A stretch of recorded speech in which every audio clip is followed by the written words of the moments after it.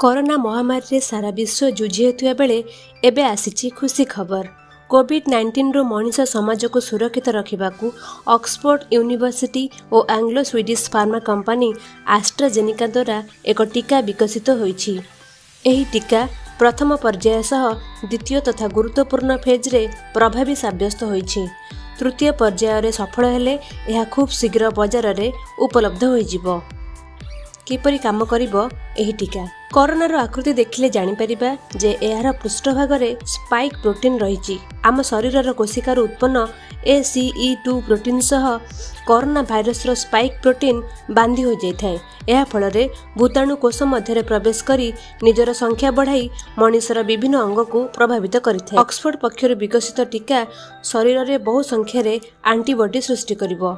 जदि कोरोना भूताणु शरीर रे प्रवेश करे तेबे एही एंटीबॉडी भाइरस रो स्पाइक प्रोटीन को आक्रमण करी एहा को नष्ट कर देबो। एहा द्वारा भाइरस आम कोष मध्य प्रवेश करि परिबनी। फलरे निजको मल्टीप्लाय बा विभाजन करी संख्या मध्य बढ़ाई परिबनी। टीकारे रहिछि एडेनो भाइरस। साधारणतः कौनसी टीका प्रस्तुति बेले संपृक्त जीवाणु बा भूताणुर स्ट्रेन को दुर्बल करि निया जायथाय। किंतु ऑक्सफोर्ड पक्षर विकसित एही टीकारे कोरोना भूताणु बदल रे एडेनो भाइरस नामक एक कॉमन कोल्ड बा साधारण थंडार भूताणु स्ट्रेन को निया जायछि। साधारणतः सिम्पाजी को एही भाइरस जनित थंडा होइथाय।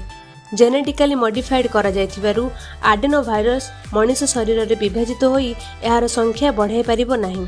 फलरे आम शरीरर कौनसी क्षति करि परिबोनी। एही भाइरस थिबा टीका नेबा परे आम शरीर जानि परिबो जे बाहरु किछि क्षतिकारक जिनिस भितरे प्रवेश करिछि। तेणु एहाकु नष्ट करिबाकू आम शरीर एंटीबॉडी प्रस्तुत करिवो। एही एंटीबॉडी कोरोना भूताणु को मध्य नष्ट करिबाकू सक्षम बोली गवेषक टीम दाबी करिसंती। दुईटी स्टेज रे सफल। टीका को लैबोरेटरी रे प्रस्तुत करा जिबा परे प्रथम पर्याय रे मूषा ठेकुआ भली छोट जीवक उपरे प्रयोग करा जायथाय।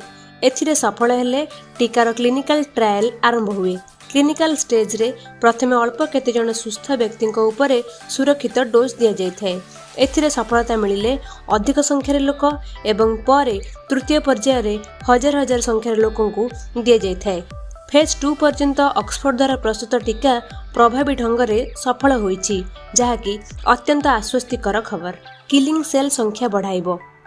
आहुरी जना जाइछि जे एही टीका केवल एंटीबॉडी नुहे आम शरीर रे किलिंग सेल भाबे जना टी सेल रो संख्या मध्य बढ़ाउछि। टी सेल हेउछि एक प्रकार श्वेत रक्त कणिका जे कोनोसी क्षतिकारक जीवाणु एपरकि कैंसर सेल को मध्य टी सेल नष्ट करी आमको सुरक्षित रखिथाय। एहा दीर्घ समय पर्यंत शरीर रे रहिथाय। अन्य पक्षरे एही टीका नेबा परे सामान्य ज्वर थंडा लागिबा देह हाथ बिंधा हेबा भली पार्श्व प्रतिक्रिया देखिबाकू मिल पारे।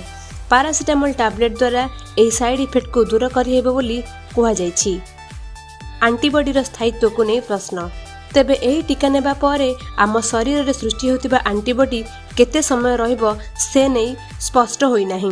जदि अल्प किछि मास पर्यंत एंटीबॉडी रुहे तेबे सही समय परे टीका नेथिबा व्यक्ति कोरोना रे संक्रमित हेबार संभावना रहिछि। एही टीकार फेज 3 ट्रायल ब्राजिल रे प्राय 5000 स्वेच्छासेवी उपरे प्रयोग करा जायछि। सफल हेले भारत को फायदा। एही टीकार शेष पर्याय ट्रायल सफल हेले भारत पई लाभदायक, कारण पुणे स्थित सेरम इंस्टीट्यूट ऑफ इंडिया रो ऑक्सफोर्ड सहित टाई अप रहिछि। तेणु खूब शीघ्र कोटी कोटी संख्यार टीका आम देश को आसबारे विशेष असुविधा हेब नाही। एने सेरम सीईओ अदर पुनेवाला सह ओडिशार मुख्यमंत्री नवीन पट्टनायक बुधवार कथा हुई टीकार अग्रगति संपर्क में अवगत होइछंती। ट्रायल सफल हेले प्रथम पर्याय रे अर्थात नवेम्बर सुधा ओडिशा को टीका जोगाई देबाकू से अनुरोध करछंती। अधिक अपडेट पाई सब्सक्राइब करंता मो चैनल उत्कल विजन, शेयर और लाइक करने को भूलिबेनी।